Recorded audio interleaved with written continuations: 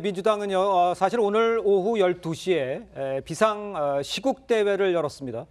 어떤 이야기들이 나왔는지 한번 직접 들어보겠습니다. 윤석열은 사퇴하라!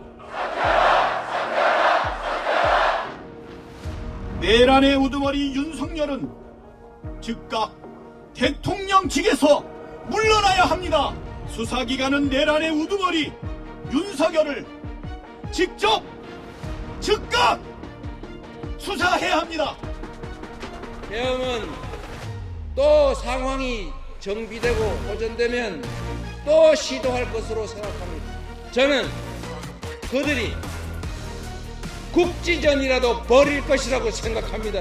반드시 싸워서 가장 빠른 시간 안에 국민이 진정 이 나라의 주인으로 살아가는 그런 세상 함께 꼭 만듭시다, 여러분.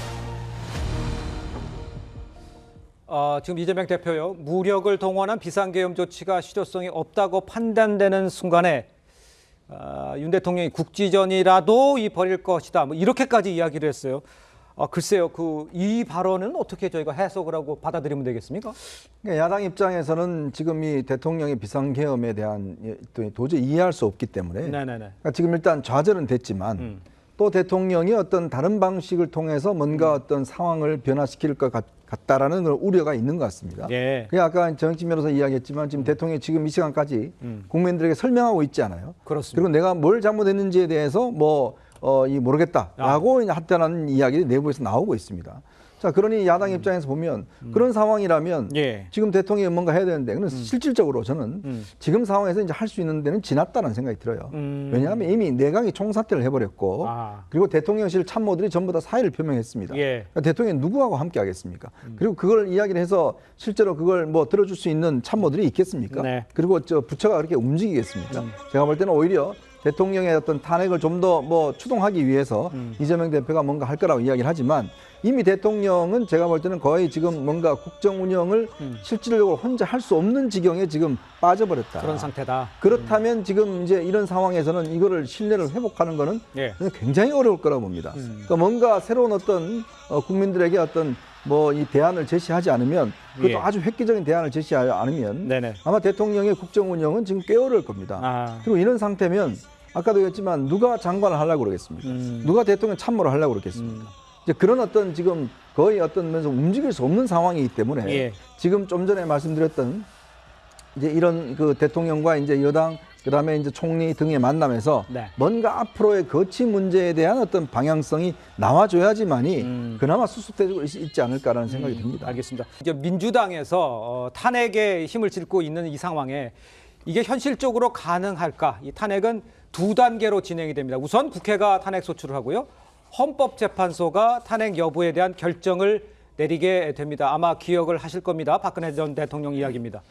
그런데 지금 헌재가요, 재판관이 6인 체제로 축소돼 있어서 탄핵 여부를 결정하는 것 현실적으로 좀 어려운 거 아니냐, 이런 지적이 나오는데 이 헌재에 관해서 정익진 변호사가 좀 상황을 좀 설명을 좀 해주셔야 될 것 같아요. 그러니까 헌법재판소는 헌법재판관이 9명이 있어야 됩니다. 그런데 그중에 3분이 10월경인가 그때 퇴임하셨었어요. 그런데 퇴임하기 전은 물론이고 퇴임한 이후에도 민주당 측에서 전혀 헌법재판관을 지명하고자 하는 그런 노력들이 전혀 없었습니다. 왜냐하면 헌법재판관은 3명은 대통령이 임명하고요. 3명은 대법원장이 지명하고요. 나머지 3명은 국회에서 지명해야 되는데 지금 공석이 되어 있는 3분이 모두 다 공교롭게도 국회 몫이었거든요. 그런데 왜 민주당은 그렇게 탄핵 소추를 남발하면서도 헌법재판소를 식물재판소로 만들어 놓고 있지 않습니까? 그 이유는 뭘까? 너무나 명확한 거 아니겠습니까? 지금 원래 만약에 어젯밤에 윤석열 대통령이 이런 비상계엄 하지 않았으면 오늘 뉴스는 뭘로 채워졌을 것인가? 감사원장 탄핵 소추, 서울중앙지검장 탄핵 소추, 서울중앙지검 4차장 그리고 그 밑에 있는 부장 탄핵 소추 이렇게 되지 않았겠습니까? 탄핵 소추는 무지무지하게 많이 했는데 헌법재판소는 식물재판소로 만들어 놓고 있었던 거예요. 그 이유는 뭐냐면은 탄핵 소추 사유가 없음에도 불구하고 지난번 이상민 장관 그 몇 대 몇 나왔습니까? 9대 빵 나왔잖아요. 예. 이진숙 방통위원장 진행되면 어떻게 결과 나오겠습니까? 마찬가지로 9대 빵 나오지 않겠습니까? 왜냐하면 어제 임명됐는데 오늘 탄핵 소추하는 그런 경우가 어디 있습니까? 이런 식으로 헌법재판소를 농락하고 있다가 그러다가 이제 이런 상황이 생기니까 갑작스럽게 헌법재판관을 예. 다 임명하겠다 이런 모습을 갖다가 보여주는데 이런데 어떻게 대통령에 대한 탄핵을 또 운운할 수 있는지 민주당이 좀 해도 너무한다는 그런 생각이 듭니다. 알겠습니다. 그런데 이제 만약 국회가 윤 대통령 탄핵 소추를 하더라도 지금 얘기를 해주셨습니다만 헌재가 과연 심리에 착수하는 것 자체가 지금 쉽지 않을 수 있는 이런 상황이라는 얘기를 좀 해주신 거 아니에요? 이현정 의원님 상황을 좀 그렇죠. 정리해 주세요. 그러니까 이게 지금 헌법재판소가 일단 현재 6분이 계시거든요. 그렇죠. 근데 지금 이게 탄핵안을 논의하려면 7명이 계셔야 됩니다. 예. 7명 중에서 이제 6명이 이제 동의를 해야 되는 것인데 이제 그렇지 않으면 이게 뭐 심리가 어렵지 않겠습니까? 네네. 그리고 탄핵 소추라는 게 이게 헌법재판소라는 게 그냥 간단하게 법원에서 뭐 가부를 판단하는 이런 문제가 아닙니다.